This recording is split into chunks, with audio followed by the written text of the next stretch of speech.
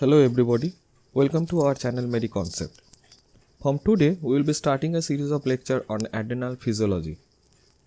Today, we will be discussing about the basics of adrenal gland, what are the different layers and what are the different hormones secreted from these layers, how the adrenal steroid hormones are synthesized and what is the mechanism of action of this adrenal steroid hormone.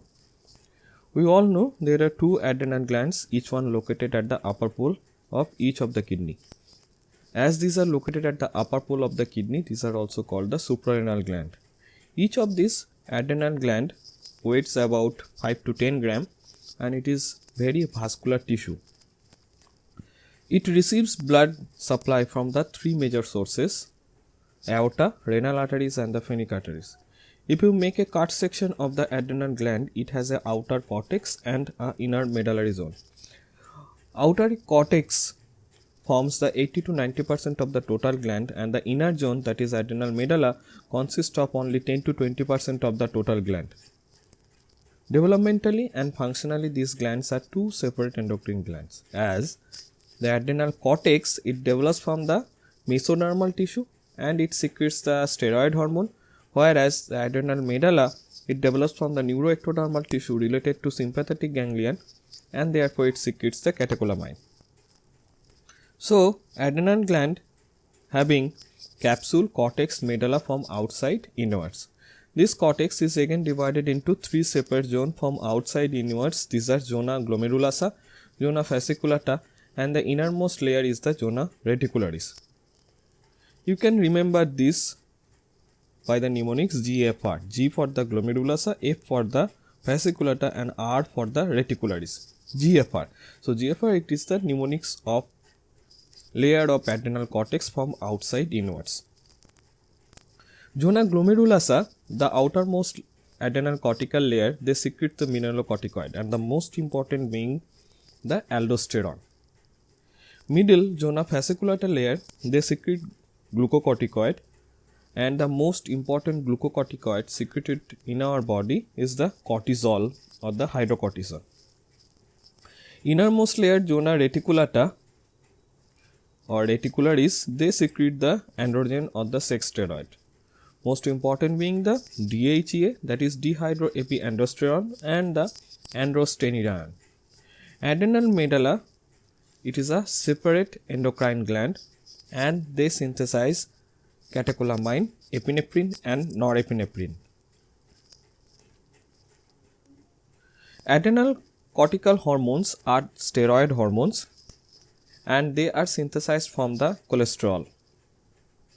Though adrenal cortical cells make some cholesterol inside them, that is means de novo synthesis of the cholesterol, but import significant amount of cholesterol from the blood in the form of low density lipoprotein. LDL binds with the LDL receptor present over the surface of the or the cell membrane over the adrenocortical cells. Then whole of this LDL and its receptor complex is endocytosed and they fuses with the lysosome. Inside the lysosome, free cholesterol is generated by the action of an enzyme, that is lysosomal acid lipase. Now this free cholesterol is transported out of the endolysosome. Excess free cholesterol is stored in lipid droplets in cytoplasm after esterification by acyl-CoA cholesterol acyl transferase, that is ACAT. The stored cholesterol can be continually converted back into free cholesterol by hormone sensitive lipase, that is HSL, maintaining a steady supply of free cholesterol for hormone synthesis. Adrenocortical cell, they itself can synthesize some amount of free cholesterol from the acetate by the action of the enzyme HMG-CoA reductase. The steroid hormone synthesis begins at mitochondria, where the first enzyme desmolase is located at the inner mitochondrial membrane. So, free cholesterol is transported into inner mitochondrial matrix by several proteins. One of the main important protein being the steroidogenic autoregulatory protein or the STAR protein. Now this free cholesterol is converted to the pregnenolone. This pregnenolone will come out from the mitochondria and it will undergo the rest of the process to become different adrenal steroid hormones.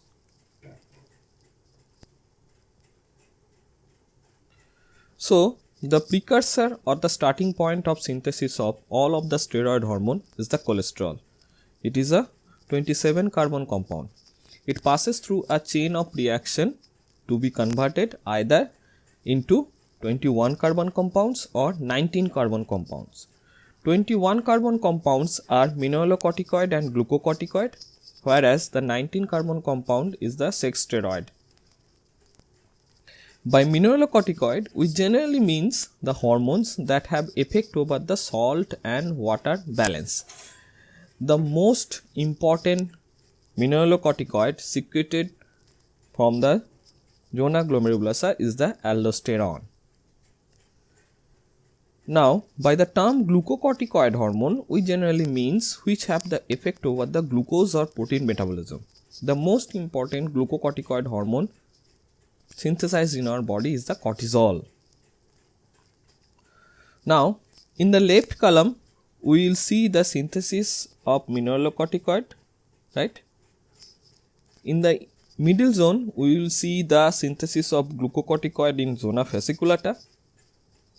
And at the right corner, we will see the synthesis of sex steroid at the zona reticularis.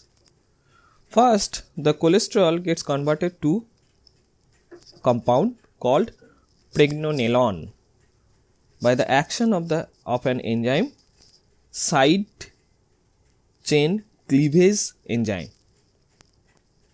As the name suggests, the side chain is cleaved off and the 27 carbon compound is converted to a 21 carbon compound, that is pregnenolone.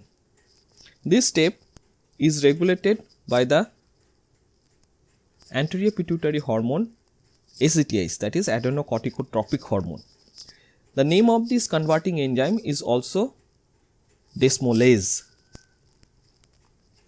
In the next step, pregnenolone is converted to progesterone by the action of an enzyme known as 3-beta hydroxysteroid dehydrogenase. Next, we will move horizontally to see 17-alpha hydroxylation is occurring over these two products to form 17-alpha hydroxy pregnenolone and 17-alpha hydroxy progesterone. As in this reaction, hydroxyl group is added to the 17 carbon position. The enzyme catalyzing this reaction is also called 17-alpha hydroxylase. Now, if we move further horizontally, the reaction which is occurring in the zona reticulosa, that 17-alpha hydroxy pregnenolone is converted to dehydroepiandrosterone and 17-alpha hydroxy progesterone is converted to androstenedione. Both of these products are 19 carbon compound and the enzyme catalyzing this reaction is called 1720 lyase. As the name suggests, this enzyme breaks the 1720 carbon bond and converts the 21 carbon product into 19 carbon product. Now, if we move downwards so that pregnenolone is converted to progesterone in the extreme left, 17-alpha hydroxy pregnenolone converted to 17-alpha hydroxy progesterone in the middle, and dehydroepiandrosterone is converted to androstenedione in the extreme right. All of these three reactions is catalyzed by the same enzyme, that is 3-beta hydroxysteroid dehydrogenase.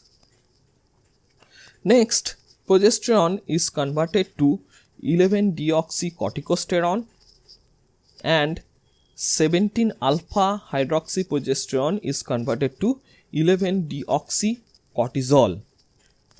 Both of this reaction is catalyzed by the same enzyme, 21-alpha hydroxylase. Next, the word in the next step, the word 11-deoxy goes away. So the 11-deoxycorticosterone converted to corticosterone and 11-deoxycortisol is converted to cortisol.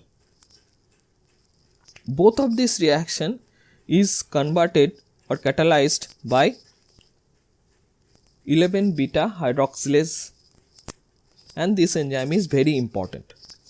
The glucocorticoid synthesis pathway ends here, and the cortisol is the main glucocorticoid synthesized by our body. It is also known as hydrocortisone. Now we will continue with the synthesis of mineralocorticoid in the left column, that is what is happening at the zona glomerulosa. Here corticosterone first converted to 11-hydroxycorticosterone, and then ultimately it will synthesize the aldosterone. Okay. This two step is catalyzed by the same enzyme, that is 11-beta hydroxylase. The enzyme 11-beta hydroxylase catalyzing the last step, that is conversion of 18-hydroxycorticosterone to aldosterone, specifically called aldosterone synthase, as it is helping in the synthesis of aldosterone. This step is stimulated by a compound known as angiotensin II. If we can recall, this angiotensin II is the product of activation of renin-angiotensin aldosterone system, that is RAS system. So whenever there is RAS system activated, there is production of this angiotensin II that leads to increased production of the aldosterone. Three important enzymes we need to remember in this pathway: the 17-alpha hydroxylase, 21-alpha hydroxylase and 11-beta hydroxylase. These three are the main important enzyme in this adrenal cortical steroid hormone synthesis pathway. Now coming to the mechanism of action of this adrenal cortical steroid hormone. As these are steroid hormone, they can easily cross the cell membrane to get entered inside the cell. So essentially the receptor for these steroid hormones are located at the cytosol. In this illustration we will be discussing about the mechanism of action of glucocorticoid hormones, but the basic mechanism of action of all of these adrenocortical steroid hormones remains the same. So glucocorticoid, it get enter inside the cell and it binds with the cytosolic receptor, glucocorticoid receptor, that is GCR. Now when the glucocorticoid binds with this cytosolic receptor, there will be removal of the inhibitory heat shock protein. Now this glucocorticoid and its receptor complex translocate to nucleus, where it binds with the specific binding portion over the DNA. This portion is called the glucocorticoid response element. Now this binding leads to triggering of the genetic expression and transcription of the mRNA, which will be ultimately translated into new protein in ribosome and the endoplasmic reticulum. So ultimately the function of the glucocorticoid, it will be mediated by those newly synthesized protein. So that leads to translation of the mRNA, and this is how the genetic expression is mediated. Thank you.